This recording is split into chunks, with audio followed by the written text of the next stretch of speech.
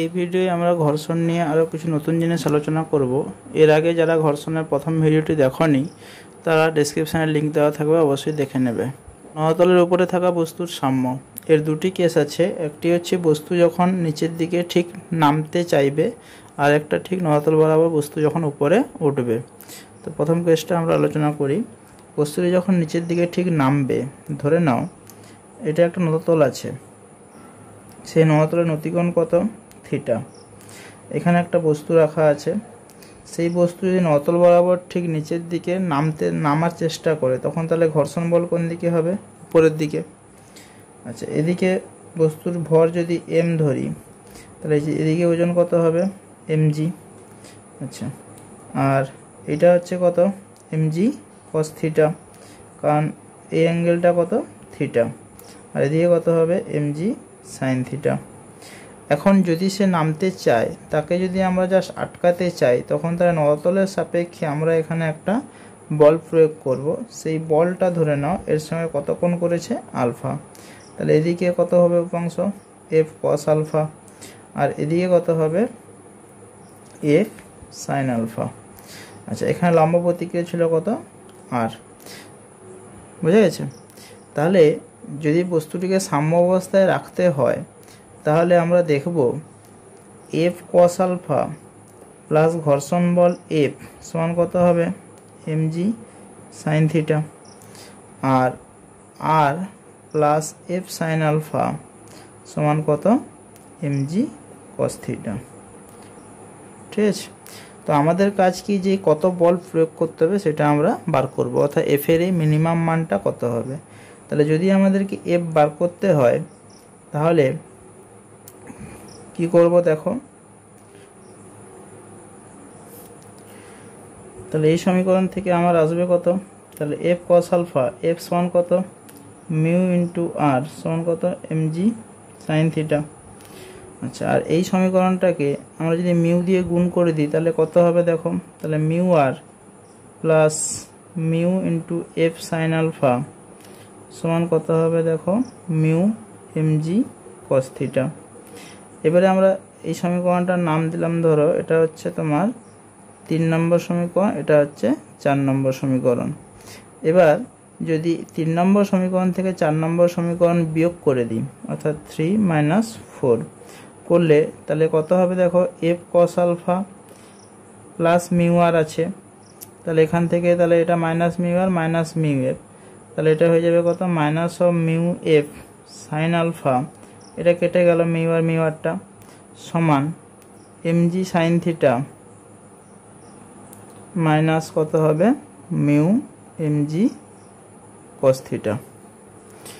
অর্থাৎ f whole into cos alpha minus mu sin alpha সমান mg common নিলে sin theta minus mu cos theta.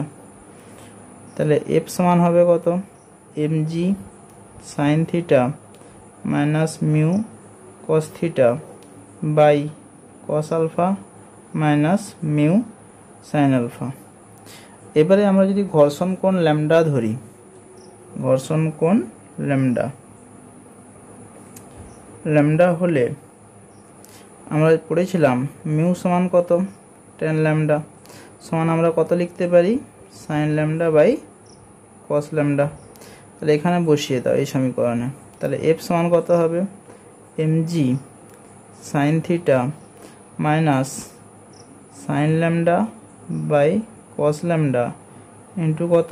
cos theta, এটাকে পুরোটাকে রাখো, by এটা হবে cos alpha minus sin lambda by cos lambda into কত? sin alpha. और f সমান হয়ে যাবে mg whole into sin theta cos lambda, এখানে লসাগু কত? cos lambda minus sin lambda cos theta by এটা করলে কত হবে দেখো? cos alpha cos lambda minus sin lambda sin alpha. আর এটা লসাগু cos আলফা cos ল্যামডা দুটোতেই ছিল, কেটে গেছে। তাহলে সমান আমরা লিখতে পারি mg sine of theta minus lambda, মানে sine of a minus b এর সূত্র এটা, আর এটা হয়ে যাবে cos of a plus b এর সূত্র এটা, অর্থাৎ আলফা প্লাস ল্যামডা। এবার দেখো আমাদেরকে তো ন্যূনতম বল প্রয়োগ করতে, তাহলে এফ এর মিনিমাম মান যদি বার করতে হয় তাহলে এটাকে ম্যাক্সিমাম হতে হবে। তাহলে যখন এফ মিনিমাম হবে তখন cos of alpha plus lambda কে সর্বোচ্চ বা ম্যাক্সিমাম হতে হবে। তাহলে ম্যাক্সিমাম হলে এটা মান কত 1 হয়, মানে cos 0, অর্থাৎ আলফা ইকুয়াল টু কত হবে মাইনাস অফ ল্যামডা। তাহলে এফ মিনিমাম সমান হয়ে যাবে কত mg মাইনাস ল্যামডার জায়গায় তাহলে আলফা বসিয়ে দাও, mg sine of theta plus কত হবে আলফা। এটা হচ্ছে তাহলে মিনিমাম বলের মান। যে মিনিমাম বলটা অ্যাপ্লাই করলে ওটা তোমার থেকে যাবে, অর্থাৎ বস্তুটি নতলের উপর সাম্যাবস্থায় থাকবে। একই রকমভাবে বস্তুটি যখন নতল বরাবর উপরের দিকে উঠবে,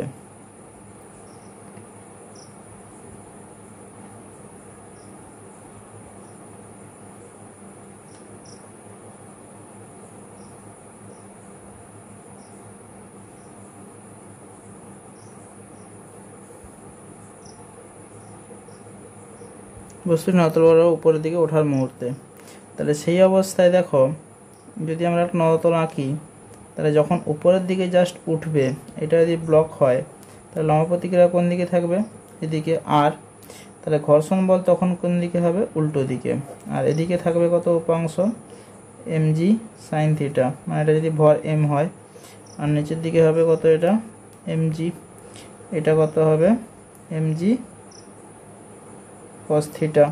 তাহলে এখানে যখন আমরা উপরের দিকে তুলবো সেখানে নতলের সাপেক্ষে আমরা এফ বল প্রয়োগ করছি ধরে নাও, সেটা কত আলফা, তাহলে এটা হয়ে যাবে কত এফ কস আলফা, আর এদিকে থাকবে কত এফ সাইন আলফা। তাহলে এখানেও সাম্যাবস্থার শর্ত যদি আমরা লাগাই তাহলে দেখব যে এফ কস আলফা কাকে ব্যালেন্স করছে, দেখো mg সাইন থিটা প্লাস ঘর্ষণ বল এফ, ঠিক আছে, আর আর প্লাস এফ সাইন আলফা সমান হবে কত mg cos থিটা। তাহলে এখানেও আমাদের ন্যূনতম কত বল প্রয়োগ করলে বস্তুটি নতল বরাবর উপরের দিকে তোলা যাবে সেটা বার করব। তাহলে যদি বার করতে হয় তাহলে এটাকে এদিকে নিয়ে চলে আসো, অর্থাৎ F cos alpha minus F বলতে এটা হয়ে যাবে কত মিউ ইন্টু আর, মানে ঘর্ষণ বল, ঠিক আছে, সমান কত mg সাইন থিটা। আর এই সমীকরণের সাথে মিউ গুণ করে দাও, তাহলে এটা হয়ে যাবে কত মিউ আর, এটা হয়ে যাবে কত mu F sine alpha, plus করে দিলাম সমান কত মিউ mg cos থিটা, ঠিক আছে। তাহলে এখান থেকে মিউ আর কেটে গেলে যদি যোগ করে দাও তাহলে এফ কমন নিলে তাহলে এটা হয়ে যাবে কত cos alpha plus mu sine alpha সমান, এখান থেকে mg কমন নিলে এটা থাকবে sine theta plus mu cos theta. তাহলে এখান থেকে আমাদের এফ এর মানটা এখান থেকেও পাওয়া যাবে, তাহলে এফ সমান হয়ে যাবে কত দেখো mg sine theta plus mu cos theta by কত হবে cos alpha plus mu sine alpha, ঠিক আছে। এবার একই রকম ঘর্ষণ কোণ ল্যামডা হলে যদি মিউ এর জায়গায় tan ল্যামডা বসাবো, তাহলে মিউ এর জায়গায় tan ল্যামডা সমান কত sine lambda by cos lambda. এখানে যদি বসানো হয় তাহলে এটা আসবে দেখো mg sine theta cos lambda plus cos theta sine lambda by এটা আসবে cos alpha cos lambda minus A plus sine alpha sine lambda. বাকিটা একই রকমভাবে সেখানে যেভাবে করেছিলাম সেভাবে কেটে গেছে। তাহলে এটা সমান আসবে কত, তাহলে mg এটা হয়ে যাবে sine of a plus B, মানে sine of theta plus lambda, আর এটা হয়ে যাবে cos of alpha minus lambda, এটা মাইনাস থাকলে এটা প্লাস হয়, এগুলো সব ত্রিকোণমিতিক সূত্র। তাহলে এখানেও তাহলে এফকে যদি মিনিমাম হতে হয় তাহলে একে ম্যাক্সিমাম হতে হবে। তাহলে এটা ম্যাক্সিমাম হলে আলফা ইকুয়াল টু কত হয়ে যাবে, আলফা ইকুয়াল টু হয়ে যাবে কত, ল্যামডা। তাহলে এফ মিনিমাম সমান হবে এমজি সাইন অফ থিটা, আর ল্যামডার জায়গায় তাহলে থিটা প্লাস কত হবে তাহলে আলফা। এবার দেখো বিশেষ ক্ষেত্র, অর্থাৎ আমাদের প্রথমে যখন নতল বরাবর বস্তুটি উপরের দিকে উঠতে চাইছিল, নামতে চাইছিল, তখন যেটা বেরিয়েছিল এফ সমান কত, MG sine of theta minus lambda by cos of alpha plus lambda. ঠিক আছে, এবার যদি বস্তুটিকে উপরের দিকে ওঠানোর জন্য আমাদের নতল বরাবরই কোনো বল প্রয়োগ করি, তখন আলফার মান কত হবে, 0। তাহলে তখন যে বলটা দরকার সেই বলটা হয়ে যাবে এফ সমান হচ্ছে MG sine of theta minus lambda by কত হবে, দেখো এটা হয়ে যাবে কত, কস অফ ল্যামডা। বুঝে গেল? অর্থাৎ বস্তুটি যখন নতল বরাবর উপরের দিকে উঠাতে চাইবো তখন তাহলে আলফা সমান কত বসাবো, 0। ঠিক আছে, একই রকমভাবে যখন বস্তু নামতে চাইছিল তখন আমাদের বস্তু যখন নতল বরাবর উপরের দিকে উঠতে চাইছিল তখন এফ এর মান কত বেরিয়েছিল, MG sine of theta plus lambda by cos of alpha minus lambda. তাহলে এখানেও আলফা মান কত বসাতে হবে, 0, যখন নতল বরাবর বস্তুটিকে উপরের দিকে তুলতে চাইবো, নতল বরাবর। তাহলে তখন তাহলে এটা হয়ে যাবে MG into sine of theta plus lambda by cos of minus lambda সমান কস ল্যামডা, মানে কস অফ মাইনাস থিটা সমান থিটা হয়। পরের এক্সাম্পলটা দেখো, বলছে একটি বস্তুকে নতলের উপর স্থির অবস্থায় রাখতে যে বলের প্রয়োজন হয় ওই বস্তুকে নতল বরাবর গতিশীল করতে তার দ্বিগুণ বলের প্রয়োজন হয়। ঘর্ষণ গুণাঙ্ক মিউ হলে প্রমাণ করো যে নতলের নতিকোণ থিটা সমান tan ইনভার্স 3 মিউ। তাহলে ধরে নাও এটা একটা নতল আছে, সেই নতলের নতিকোণ কত, থিটা বলে দিয়েছে, এখানে বস্তুটিকে রেখেছে। তাহলে স্থির অবস্থায় রাখতে যে বল প্রয়োজন, তাহলে স্থির অবস্থায় রাখতে বলতে কি, তাহলে বস্তুটি হয়তো পড়ার উপক্রম হচ্ছিল, আমি একটা বল প্রয়োগ করলাম, তখন যে বল লাগছে তাহলে সেই বলটা আমি নতল বরাবর দিব এফ। ঠিক আছে, কারণ পরেরটা বলেছে নতল বরাবর গতিশীল করতে। ঠিক আছে, তাহলে একে জাস্ট আটকে রেখেছি। তাহলে সেই মুহূর্তে ঘর্ষণ বল কোন দিকে ছিল, এদিকে পড়ছিল, তাহলে বিপরীত দিকে ছিল। এদিকে কত আছে তাহলে এমজি সাইন থিটা, এটা লম্বা প্রতিক্রিয়া কত আর এদিকে হয়ে গেল কত তোমার এমজি কস থিটা, আর এটা হয়ে গেল কত এমজি। ঠিক আছে, তাহলে যে বলটা দরকার সেই এফ সমান হচ্ছে তাহলে কত হবে, দেখো তাহলে জাস্ট পড়ছিল কিন্তু আটকে রেখেছি, তাহলে এটা হয়ে যাবে কত, তাহলে MG sine theta minus F, মানে mu into MG cos theta. ঠিক আছে, এবারে যখন বস্তুকণাটি তোমার হচ্ছে এর দিকে নামতে চাইছিল, নতল যখন গতিশীল করতে তার দ্বিগুণ বলের প্রয়োজন, তাহলে 2F যখন হচ্ছে তখন তাহলে কত, তাহলে তখন ঘর্ষণ বলটা কোন দিকে কাজ করবে, এদিকে। ছবিটা যদি আরেকবার এঁকে নাও তাহলে তখন কি হবে, দেখো যখন নতল বরাবর আমি উপর দিয়ে গতিশীল করতে চাইবো তখন ঘর্ষণ বল হয়ে যাবে এদিকে, আবার এদিকে এমজি সাইন থিটাও থাকবে, এদিকে থাকবে এমজি সাইন থিটা, আচ্ছা এদিকে থাকবে কত এমজি কস থিটা, আর এটা হচ্ছে তার এমজি, এদিকে লম্ব প্রতিক্রিয়া আর এদিকে বল প্রয়োগ করছি ধরো, তাহলে সেই বলটা হয়ে যাবে এর দ্বিগুণ হয়ে যাবে, মানে 2F হয়ে যাবে। তাহলে 2F সমান কত হবে, দেখো MG sine theta plus mu MG cos theta. ঠিক আছে, বোঝা গেল? তাহলে এই দুটো জায়গায় তাহলে একটু ইকুয়াল করে নাও, এফ এর মানটা এখানে বসিয়ে দাও, তাহলে হয়ে যাবে 2 mg sine theta minus 2 mu MG cos theta সমান হচ্ছে MG sine theta plus mu MG cos theta. সব জায়গা থেকে এমজি কমন নিয়ে নাও, তাহলে 2 sign theta minus mu 2 mu cos theta সমান হবে sine theta plus mu cos theta. এই সাইন থিটাকে এদিকে নিয়ে চলে আসো, তাহলে এটা হয়ে যাবে কত, তাহলে শুধুমাত্র সাইন থিটা সমান হয়ে যাবে 3 মিউ কস থিটা অতএব ট্যান থিটা মানে sine theta by cos theta সমান কত 3 মিউ। তাহলে থিটা সমান হয়ে যাবে কত ট্যান ইনভার্স 3 মিউ। এটাই হচ্ছে অ্যান্সার। পরের কোশ্চেনটা দেখো, বলছে থিটা নতিকোণ বিশিষ্ট একটি মসৃণ নততল বরাবর নেমে আসতে একটি বস্তু যে সময় নেয় নততল অমসৃণ হলে ওই একই দূরত্ব নামতে প্রথম ক্ষেত্রে n গুণ সময় নেয়। বস্তু নততলের মধ্যে ঘর্ষণ গুণাঙ্ক কত হবে? তাহলে যখন মসৃণ নততল ছিল তখন একটি বস্তু নেমে আসতে যে সময় নেয়, তাহলে নততল যখন মসৃণ হয় তখন নামার মুহূর্তে ত্বরণ কত হয় বলতো? এ সমান জি সাইন থিটা।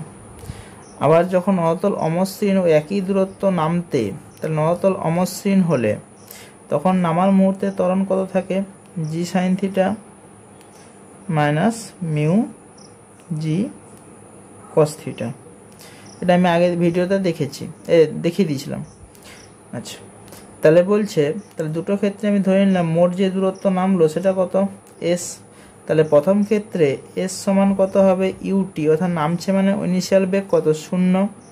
তাহলে ধরলাম যে প্রথম ক্ষেত্রে বস্তুটি নামতে টি সময় যদি নিয়ে থাকে তাহলে ইউটি প্লাস কি হয় হাফ এ টি স্কোয়ার। তাহলে ইউ তো 0, সেজন্য সেটা 0 হয়ে গেল। তাহলে এটা থাকবে কত? হাফ এ, এ মানে কত? জি sine theta into T square. ঠিক আছে। আর দ্বিতীয় ক্ষেত্রে যখন নততল অমসৃণ তখন সে যে ত্বরণ নিয়ে নামবে সেই ত্বরণটা কোনটা? এইটা। তাহলে তখন এস সমান কত হবে? তখনও প্রাথমিক বেগ কত হবে? 0। তখন কত হবে? তাহলে হাফ মানে এসসি সমান ইউটি প্লাস হাফ এ টি স্কোয়ার লাগাবো, সেখানে ইউটা 0 যেহেতু তাহলে সেটা 0 পার্টটা লিখছি না আর। তাহলে হাফ ইন্টু ত্বরণ মানে কত?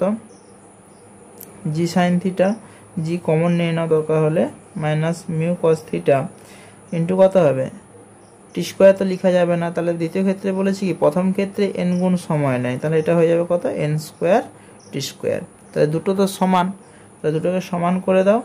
তাহলে কি হয় দেখো, তাহলে half G sine theta into T square সমান half of G into sine theta minus mu cos theta into হবে কত? N square T square.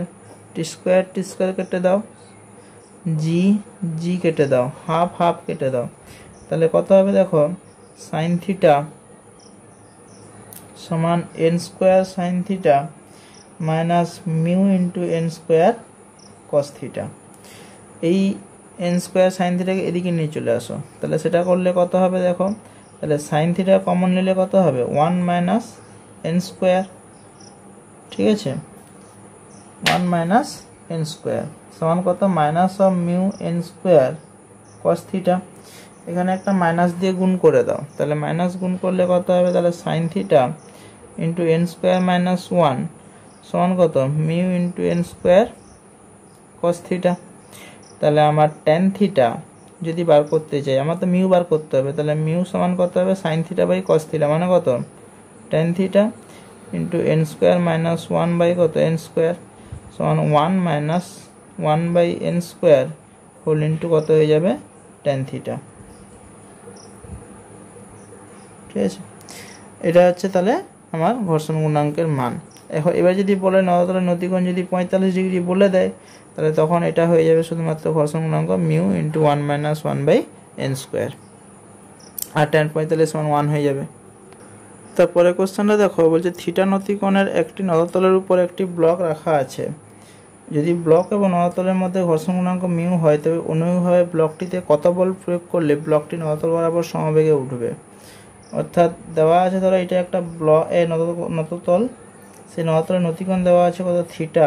এখানে একটা ব্লক রাখা আছে, সেই ব্লকে বলছে অনুরূপভাবে আমি কত বল প্রয়োগ করব যাতে ব্লকটি সমবেগে উপরের দিকে ওঠে।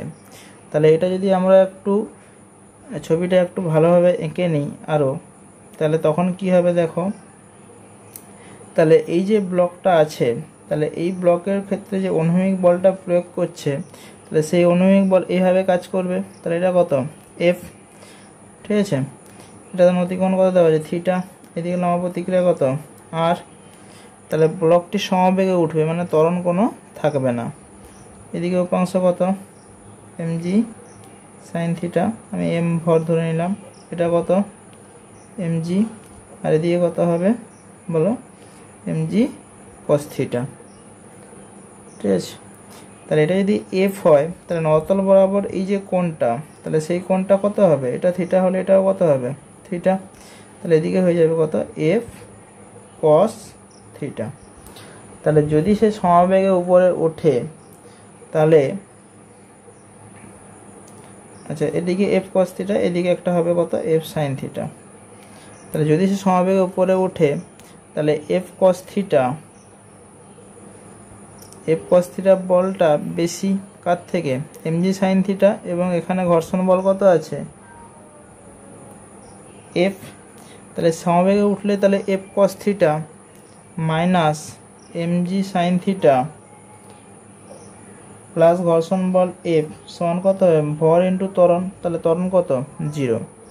আমাকে বার করতে হবে এফ এর মানটা। আর একটা সাম্যাবস্থার শর্ত অনুসারে দেখো আর যেটা সেটা সমান কত দেখো mg cos থিটা প্লাস হচ্ছে এফ sin থিটা। তাহলে এই যে সমীকরণটা বের করেছি এখানে বসিয়ে দিলেই হবে। তাহলে F cos theta minus mg sin theta minus mu R, তাহলে মাইনাস এফ এর মান মিউ আর বসিয়ে দিলে তাহলে এটা হয়ে যাবে কত minus of mu mg cos theta minus mu F sin theta সমান কত 0। তাহলে আমার F into cos theta minus mu sin theta সমান, এটাকে সেদিকে নিয়ে চলে যাও, তাহলে mg হোল ইন্টু কত হবে sin theta plus mu cos theta. ঠিক আছে, তাহলে f সমান হবে sin theta plus mu cos theta by cos theta minus mu sin theta. এটা হচ্ছে প্রযুক্ত বলের মান যাতে বস্তুটি সমবেগে উপরে উঠবে। ঠিক আছে, এক্সাম্পলটা দেখো, বলছে যে আর ব্যাসার্ধের একটি ফাঁপা গোলকের ভেতরের তল ও একটি বস্তুকণার মধ্যে ঘর্ষণ গুণাঙ্ক 1/√3। গোলকের ভেতরের নিম্নতম বিন্দুর সাপেক্ষে সর্বাধিক কত উচ্চতায় কণাটি স্থির থাকতে পারবে। ধরে নাও এটা একটা হচ্ছে গোলক, গোলকের ব্যাসার্ধ দেওয়া আছে কত আর। ঠিক আছে, এবারে বলছে যে সর্বাধিক কতটা উচ্চতায় গিয়ে থাকতে পারবে। তাহলে এটা যদি ভূমি ধরা হয়, ধরে নাও বস্তুকণাটি এই জায়গায় এসে থাকতে পারবে এবং এই উচ্চতাটা কত ধরলাম এইচ। তাহলে এটা যদি এইচ হয় তাহলে এটাও তো আর, যেহেতু এটা কেন্দ্র ও ধরতে পারি, এবং এটা কত কোণ করেছে কেন্দ্রের সাথে থিটা কোণ করেছে ধরলাম। তাহলে এইখানে যখন বস্তু আছে এই বস্তুর জন্য লম্ব প্রতিক্রিয়া কোন দিকে, সেই তলের সাপেক্ষে উপরের দিকে অর্থাৎ এইদিকে। আচ্ছা, এর যদি ভর এম হয় এদিকে ওজন কত হবে mg, তাহলে এদিকে কত হবে বলের উপাংশ, কারণ এটা যেহেতু থিটা তাহলে এটাও কত হবে থিটা, তাহলে এটা হয়ে যাবে কত mg cos থিটা, আর এইদিকে হয়ে যাবে কত mg sin থিটা। এবারে বস্তুকণা যদি এখানে স্থির থাকতে পারে তাহলে এর ঘর্ষণ বল সবসময় কি প্রযুক্ত বলের, মানে এদিকে যে বলটা কাজ করছে তার বিপরীত দিকে হবে, অর্থাৎ এটা কত হবে মিউ ইন্টু লম্ব প্রতিক্রিয়া। তার কারণ হচ্ছে এখানে যদি স্থির থাকতে হয় তাহলে এই দিক বরাবর তাকে যে বলটা টানছে তাকে প্রতিহত করতে ঘর্ষণ বল দরকার, সেটা কত হবে তাহলে মিউ ইন্টু লম্ব প্রতিক্রিয়া। তাহলে এখানে কত আর সমান কত mg cos থিটা আর মিউ আর ইকুয়াল টু কত হবে mg sin থিটা। ঠিক আছে, এবার মিউ এর মান কত দিয়েছে 1/√3, মিউ এর মান দিয়েছে কত 1/√3। তাহলে দুটো যদি আমরা ভাগ করে দিই এই দুটো সমীকরণকে, তাহলে tan থিটা সমান কত হবে 1/√3, কারণ mg sin theta by mg cos theta সমান মিউ আর বাই আর, তাহলে মিউ থাকবে, তাহলে মিউ এর মান দিয়েছে কত 1/√3 সমান কত হয় tan 30 ডিগ্রি। তাহলে mu equal to theta equal to হয়ে গেল কত 30 ডিগ্রি, অর্থাৎ এটা 30 ডিগ্রি এই কোণের মানটা। তাহলে আমরা বলেছি এটা এইচ উচ্চতায় থাকতে পারবে, তাহলে আমাকে এই এইচের মানটা বার করে দিতে হবে। ঠিক আছে, তাহলে এটা যদি এইটুকুটা যদি এইচ হয়, এইটুকুটা যদি এইচ হয়, তাহলে এইটুকুটা কত, এটা হয়ে যাবে কত, আর মাইনাস এইচ। তাহলে এই আর মাইনাস এইচ যেটা আছে, তাহলে সেই আর মাইনাস এইচ এটা কি, তাহলে এটা যদি আমরা একটা সমকোণী ত্রিভুজ ধরি, তাহলে এটা কি ভূমি। তাহলে আর মাইনাস এইচ বাই অতিভুজ আর সমান কত, কস থিটা, মানে কি কস 30 ডিগ্রি। কস 30 ডিগ্রি সমান কত হয়, √3/2। তাহলে 1 মাইনাস এইচ বাই আর সমান কত, √3/2।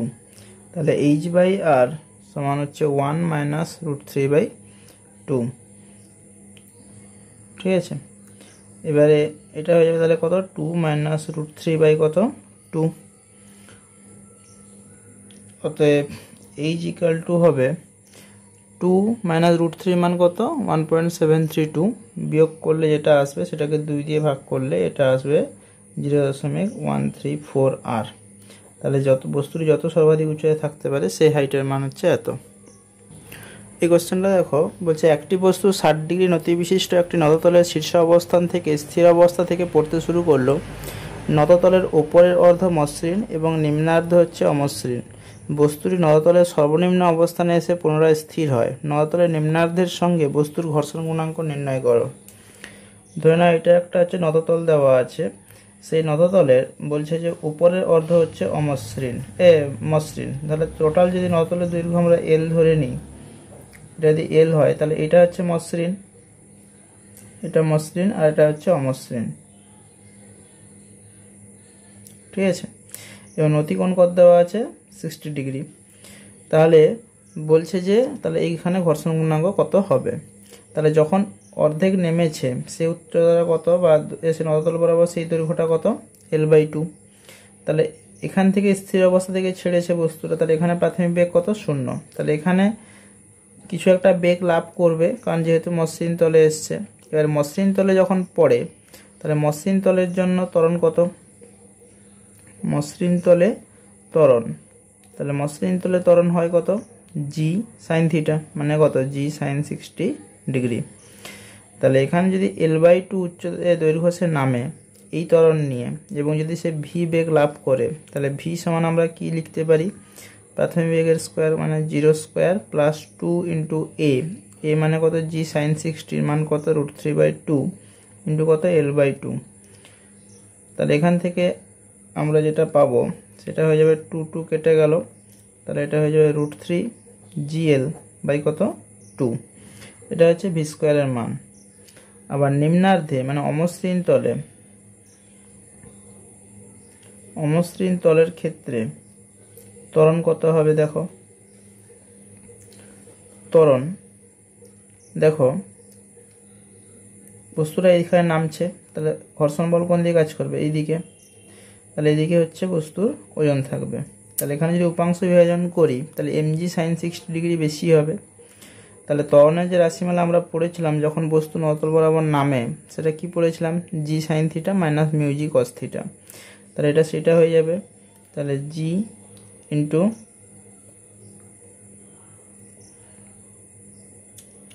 Sign 60 degree minus mu into G কত হবে, কস 60 ডিগ্রি। ঠিক আছে, এবারে অ্যাকচুয়ালি বস্তু যদি এখানে এসে আবার বেগ কত বলছে, 0, মানে এখানে মন্দন হয়েছে। তাহলে এই ত্বরণ যেটা সেটা তাহলে মন্দন হিসাবে বসাবো। তাহলে দ্বিতীয় ক্ষেত্রে আমার তাহলে অন্তিম বেগের স্কোয়ার যেটা হবে, এখানে ভুল হয়ে গেছিলো, অন্তিম বেগের স্কোয়ার মানে কত, 0² সমান কত হবে, ভি স্কোয়ার, মানে এখানে বেগ কত ছিল, ভি মাইনাস 2 ইন্টু এ মানে কত, জি সাইন 60 ডিগ্রি, মানে হচ্ছে জি ইন্টু √3/2 মাইনাস মিউ, আমাকে যেটা বার করতে হবে, ইন্টু জি কস 60 মান কত, হাফ, ইন্টু কত হবে, L/2। মানে এই সমীকরণটা লাগালাম, ভি স্কোয়ার সমান ইউ স্কোয়ার মাইনাস 2as। ঠিক আছে, তাহলে এখান থেকে দেখো ভি স্কোয়ারের মানটা যদি আমরা বসিয়ে দিই, তাহলে √3 GL/2 সমান হবে 2 ইন্টু জি কমন নিয়ে নাও, তাহলে থাকবে কত, √3/2 minus mu G mu by 2 into কত এল বাই 2, তাহলে এই 2 কেটে গেল, এখান থেকে জি কেটে দাও, ঠিক আছে, এই দুটো এখানে গুণ করে দাও, তাহলে এটা হয়ে যাবে। আচ্ছা এলও কেটে দাও, তাহলে √3 সমান হচ্ছে এটা গুণ করলে এটা হয়ে যাবে কত √3 মাইনাস এটা হয়ে যাবে কত মিউ,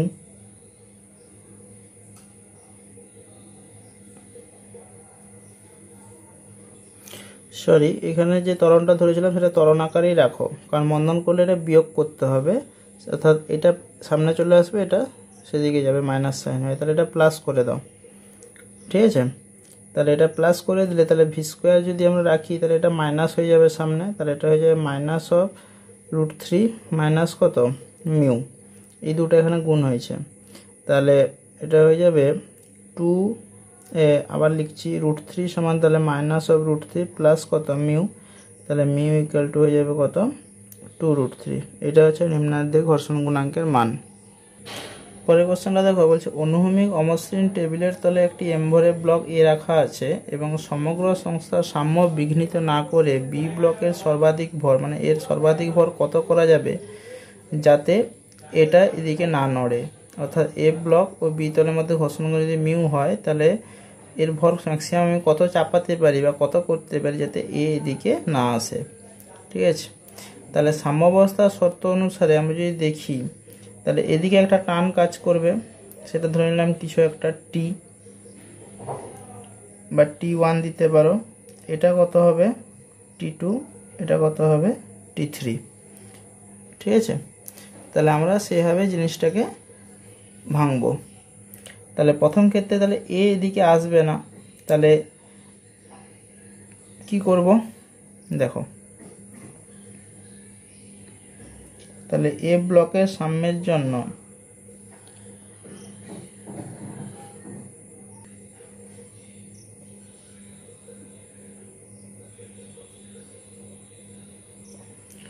তাহলে এ ব্লকের সাম্যের জন্য তাহলে এখানে যেটা T1 ধরেছি তাহলে সেই T1 কোনটা হবে, এটাতে দেওয়া ছিল একটা, তাহলে এটা T2 ধরেছিলাম, তাহলে এদিকে তার উপাংশ কত হবে T2 cos θ, আর এদিকে উপাংশ কত হবে T2 sin θ, এটা ধরলেই আমাদের হবে। তাহলে T2 cos θ যেটা সেটাই হচ্ছে কত T1 সমান কত, তাহলে এখানে টানা যাবে না মানে আসবে না, তার মানে এখানে ঘর্ষণ বল কোন দিকে হবে এদিকে, তাহলে সেটা সমান কত হবে মিউ ইন্টু আর, মিউ ইন্টু আর, তাহলে এটা আমরা লিখতে পারি মিউ ইন্টু আর, আর আর সমান কত হবে এখানে দেখো এমজি, তাহলে এটা লিখতে পারি কত মিউ এমজি।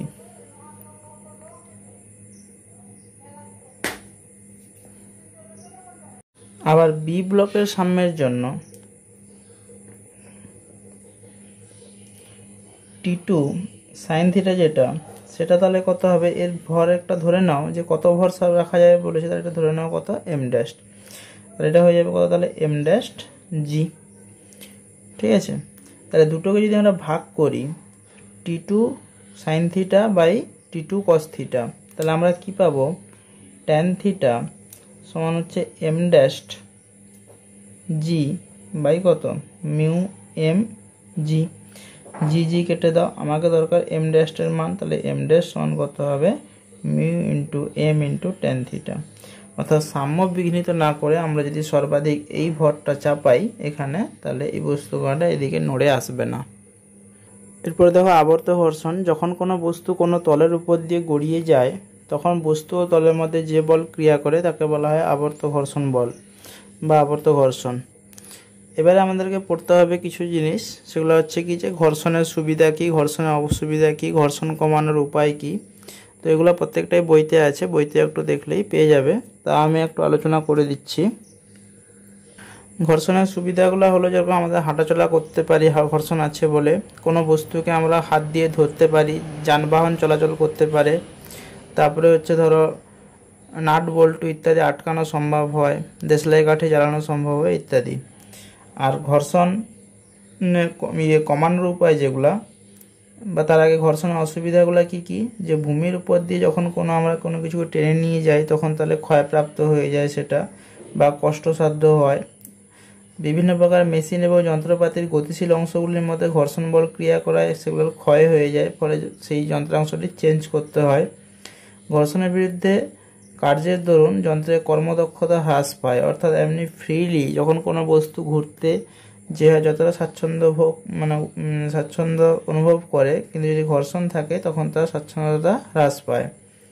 যন্ত্রপাতি যখন গতিশীল অংশগুলিতে ঘর্ষণের বিরুদ্ধে কৃতকার্যের দরুন কি হয়, তাপ উৎপন্ন হয়, কারণ হাতে হাতে ঘষলে দেখবে তাপ উৎপন্ন হয়, সুতরাং যন্ত্রপাতির ক্ষয়কে আরও বাড়িয়ে দিতে পারে।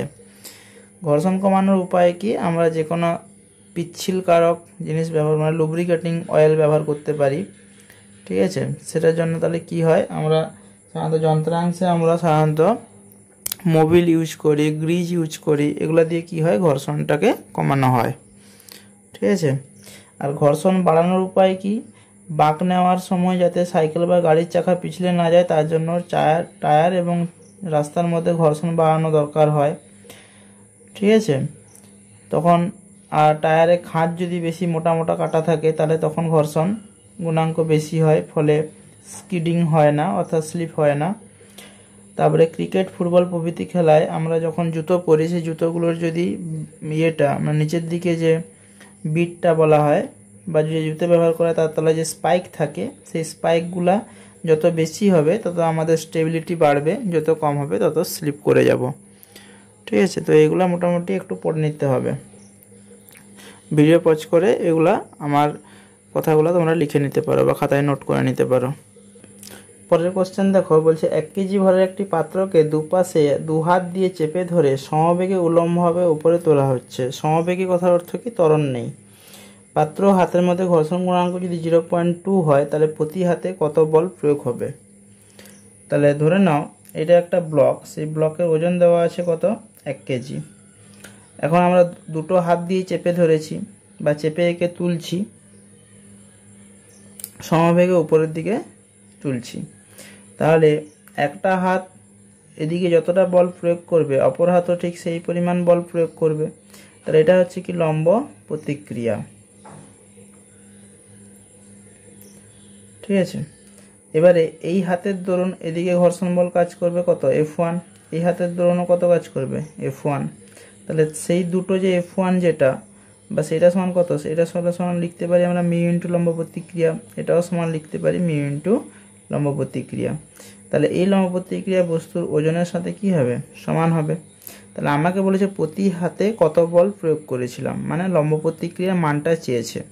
তাহলে এখান থেকে দেখতে পাচ্ছি আমরা যে 2 ইন্টু মিউ ইন্টু আর সমান কত, বস্তুর ওজন, কারণ যেহেতু এটা সমত্বরণে ওঠানামা করছে, সমবেগে ওঠানামা করছে, যেন ত্বরণ নেই, তাহলে এই বল সমান এই বল হবে। তাহলে এখান থেকে আর সমান কত হবে, mg/2 মিউ। এবার জি এম এর মান কত, 1 কেজি দিয়েছিল, তাহলে জি এর মান কত, 9.8/2 ইন্টু মিউ এর মান দিয়েছে 0.2। তাহলে এটা হয়ে যাবে কত, দেখো 2 দুনে 4, মানে 9.8/0.4। তাহলে এটা দিয়ে করলে কত হবে, দেখো এটা হয়ে যাবে তোমার 24.5 নিউটন। এটা ক্যালকুলেটরে বসিয়ে দেখে নেবে। পরের কোশ্চেনটা দিয়েছে, এক ব্যক্তি 2 কেজি ভরের একটি ব্লককে খাড়া দেওয়ালের উপর অনুভূমিক দিকে চেপে কোনো মতে ধরে রাখলেন। দেওয়াল ও ব্লকের মধ্যে ঘর্ষণ গুণাঙ্ক দেওয়া আছে 0.25 এবং ব্লক ও হাতের মধ্যে ঘর্ষণ গুণাঙ্ক দেওয়া আছে 0.15। তাহলে তিনি কি পরিমাণ বল প্রয়োগ করেছিলেন। তাহলে এটা হচ্ছে দেওয়াল এবং তিনি কোনো রকম এখানে চেপে ধরেছেন। তাহলে চেপে যদি ধরে আমি যদি এফ বল প্রয়োগ করি তাহলে লম্ব প্রতিক্রিয়াও কত হবে, লম্ব প্রতিক্রিয়াও এফ হবে, ঠিক আছে। লম্ব প্রতিক্রিয়া এদিকে কাজ করবে। এবার সে কোনো মতে চেপে ধরেছে, বলছে ব্লক এবং দেওয়ালের মধ্যে ঘর্ষণ গুণাঙ্ক কত দেওয়া আছে 0.25। তাহলে এখানে একটা বল কাজ করবে, সেটাকে আমরা একটা ঘর্ষণ বল ধরে নিলাম F1 সমান μ1 ইন্টু আর, মানে লম্ব প্রতিক্রিয়া ধরলাম, যেখানে লম্ব প্রতিক্রিয়া আর সমান কত, এফ।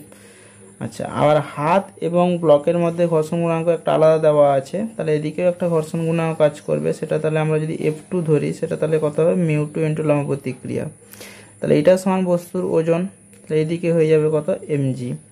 তাহলে এখান থেকে দেখতে পাচ্ছি যে F ইন্টু μ1 প্লাস μ2, মানে যেহেতু আর ইকুয়াল টু এফ, তাহলে এটা সমান কত হবে, বস্তুর ওজন। তাহলে বস্তুর ভর ছিল কত, 2 কেজি, আর ইন্টু কত হবে, জি।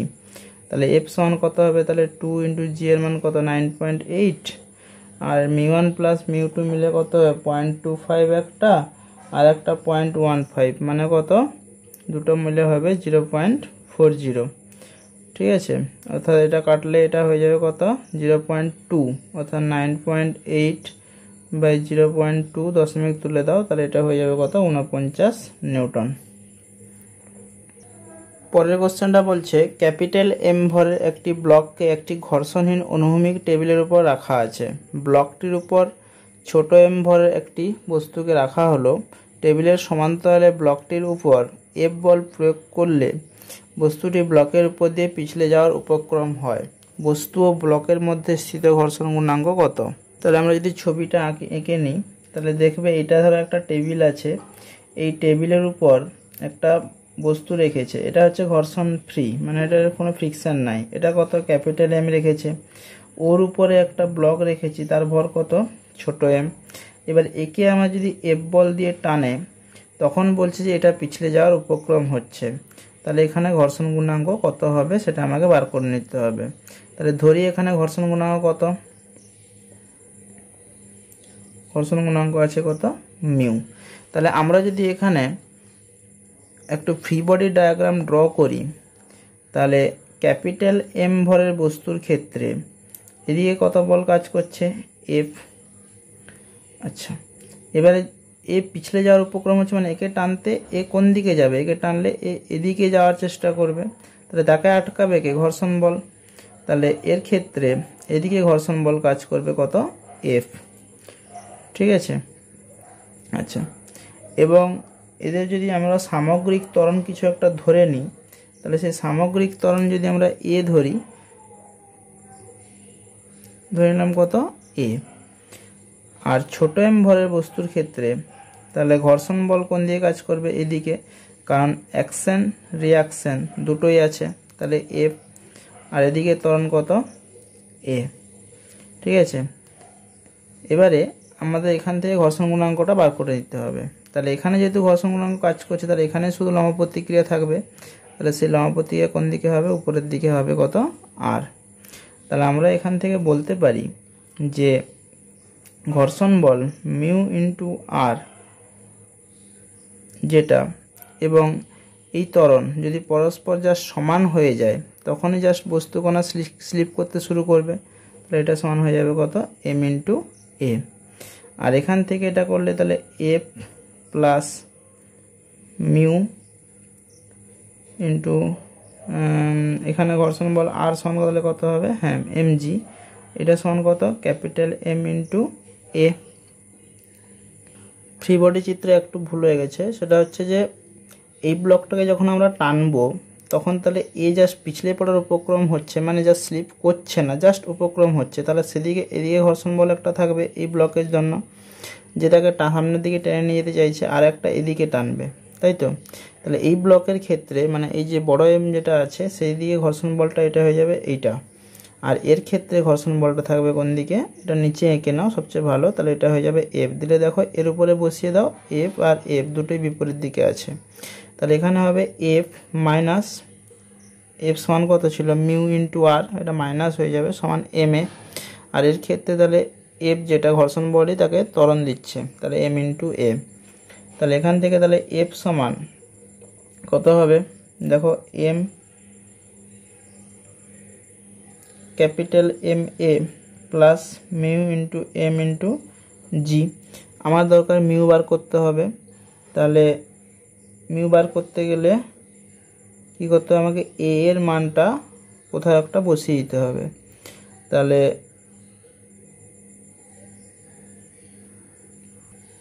এই সমীকরণ থেকে এটা সমান তাহলে কত লিখতে পারি, mu into M into G সমান কত এম ইন্টু এ, এম এম কেটে দাও, তাহলে মিউ সমান কত হবে, তাহলে জি বাই এ, বা এ সমান মিউ জি, এ সমান মিউ জি এখানে বসিয়ে দাও, তাহলে এখান থেকে mu into A capital M into mu into G সমান কত হবে, তাহলে মিউ এম ইন্টু জি।